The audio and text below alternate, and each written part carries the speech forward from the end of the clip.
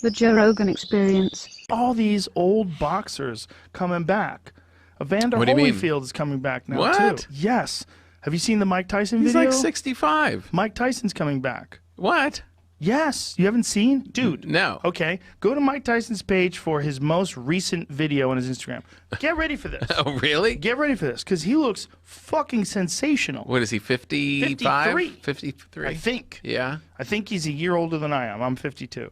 But he looks fucking incredible. Really? Terrifying. Dude, He was so terrible. But Was wait there till you see anything more this. exciting than his fights? They were a cultural event. Oh, my God.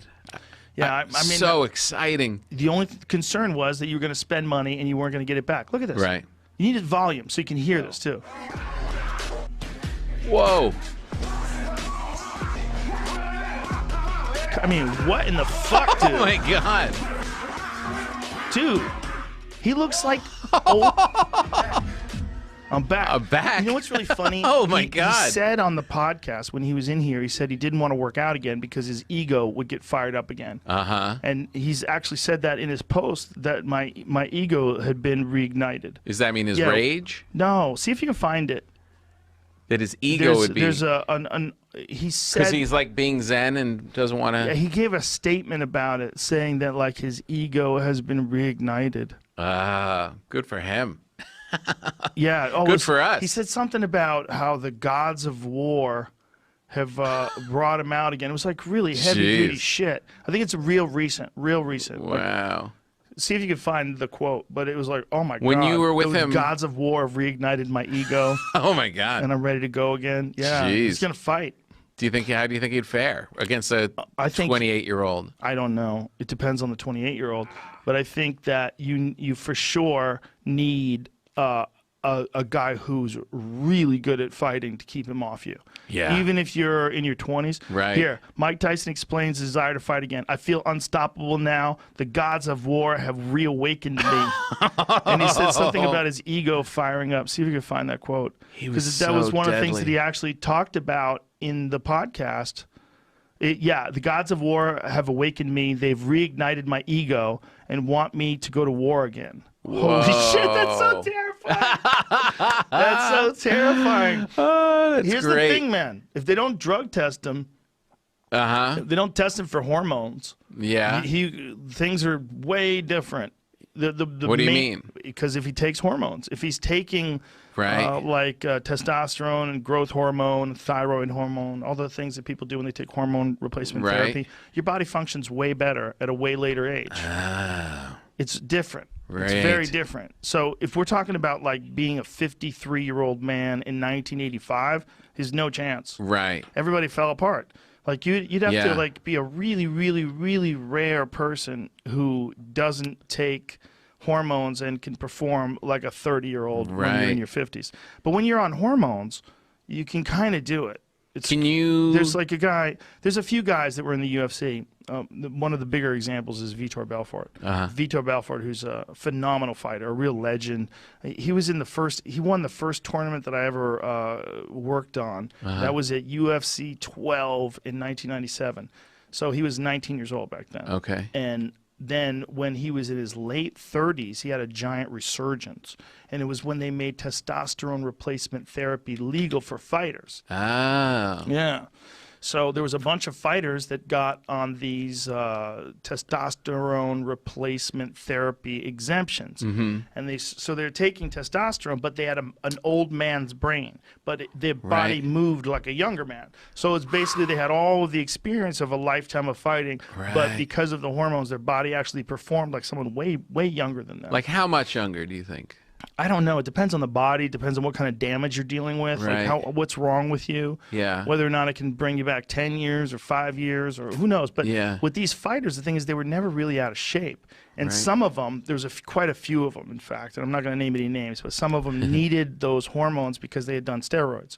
So when you do steroids, it shuts down your endocrine system. Your endocrine system doesn't make the proper hormones anymore. And so they needed, it was a real weird sort of conundrum because everyone was kind of knew this, Yeah. but there was a weird loophole that went on for a few years. It was a real gray area in MMA. And so say a fighter could go to the doctor and say, hey, I want to get a blood test and see what my testosterone levels are because I am feeling very tired. Right. And they look at it and they test. They go, oh, look at this. Your testosterone levels are low. You could take this hormone and inject it into your body every week. Now you're eligible for testosterone replacement therapy. Right. But the thing is, they might have, like, the whole reason why they needed it in the first place might have been that they were using it illegally. So it's a weird thing you're rewarding because the testing wasn't very good. And some of these guys that are a part of this, were a part of this testosterone replacement therapy thing,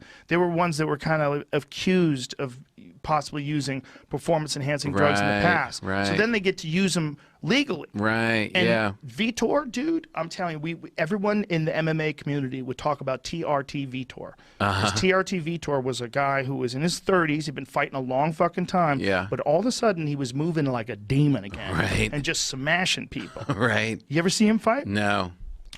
Do me a favor. Pull up Vitor Belfort versus Luke Rockhold. Because that was one of the perfect examples. And they're fighting, I don't know if it was in Brazil or what. But Vitor had muscles on his teeth when he was weighing in for that fight. Oh, my God. It was crazy. And he just blitzkrieged And Luke it was okay to Rockhold. do. It was legal. What he was doing was legal. It was, and then it took a while for everybody went, hey, what Hold the fuck? on a What's minute. going on? This is not, we can't do this. And so then the UFC went the whole other way, and they brought in USADA. And the U.S. Anti-Doping Agency now handles everything, and they randomly test fighters in the middle of the night, and people get popped for stuff all the time. Oh, really? Yeah, they're really strict, man. Do you Calvin think they should be? Gastelum just got popped for marijuana. They have a pretty liberal range. It's a pretty generous range that you can have. So watch this. First of all, look at Vitor. He's the one in the red. Just fucking Just a rock. shredded. Now watch this wheel kick. Check this out. Set it up. Bang! Oof. Dude, fucking Vitor, when he was on the TRT, was one of the scariest guys that ever lived. Up into his traps. Yeah, look at him. Oh, my God. Yeah, dudes avoided the fuck out of him. Look at this wheel kick. Oh, God. Dude. It's like a pit bull. Oh, my goodness. He looked like a demon. He looked like a demon back then. There's a few of his fights from that era, that were just absolutely terrifying. Do you think that it should be that strict against these drugs in the fighting? It should, Yes. It's because it's competition. Keep it pure, It's not for your health. I mean, Right. I take testosterone replacement. I think for your health, it's a good move when you get older. It makes your body work better. But for fighting, there's a weird gray area. Like, when should it be legal? Like, you're going to let people take it after they're 45? My point is, if they don't test Tyson and Holyfield and all these guys for testosterone replacement and growth, we might see some crazy shit. We might see some great fights. He's a some perfect fun pay-per-view. I do not know. Maybe he's not on anything, and maybe he's just a special athlete. Lord knows Herschel Walker was. Herschel Walker was a guy who fought in Strikeforce after he played in the NFL and was really successful. It was terrifying. Like, people were avoiding him. People that were like lifelong martial artists, like, fuck that guy, because he was a super athlete. And obviously Mike Tyson was a super athlete when he was young. God. No one when they're 20 usually can move like that. And here he is, 53, moving like a world champ, throwing bombs. Again, it's only on the pads. We don't know what happens if he spars. But still. But you have to like the praying mantis. If he makes the first move, you have to, he's going to rip your head off. You have to look at that and go, look. Let's not get crazy.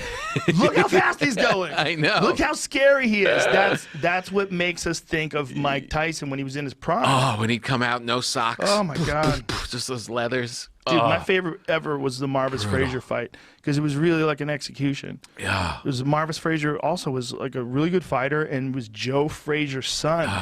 And you knew what was going to happen. In like Tyson was 20 seconds. Tyson was just, he was a different thing, man. Yeah. He just It was came a different into the thing. ring. We had never seen a boxer like him before, where it was just like every fight was an execution. It was brutal. Brutal. No frills, no nothing. No robe. No sock most of the time. I mean, no socks, no robe most of the time. Just come into the sometimes ring. Sometimes he had a towel around his neck. Sometimes he didn't even have that. God, he wasn't going to be there long. No, man, he was, and you would see the look in the guy's eyes when they would see him across the ring, like, oh my God, what the fuck did I sign up for? So exciting. When you were with him, when he was here, Yeah. do you feel like this is still a menacing physical guy, or did you feel like? Well, he's real nice. Yeah, I know he's a real nice guy, but he's still. But does he still have that? You know, guys that were tough in their youth, you still feel that thing. Yeah, but he's terrifying. Yeah. Yeah. Who said it best? What was the UFC fighter that was saying, like, it's like hanging out with a Oh, was it Kevin Lee? I think it was Kevin Lee. Yeah. It was Kevin. It sounds like something Kevin would say. It's like, he goes, it's like you're next to a lion. He's like, right. And he's like, oh yeah, that's Mike Tyson. Like that way to describe it is the perfect way to describe being around him. Like perfect. you just want him to like you. Right. You want to be nice to him, and you also Be cool. and you can't believe he's here. Yeah. You know he's here. It's It's like oh a my mythical God. figure sitting next to you. Dude, he asked me about fighting. Like, what did I ever do? And I've never felt more like a fraud in my life.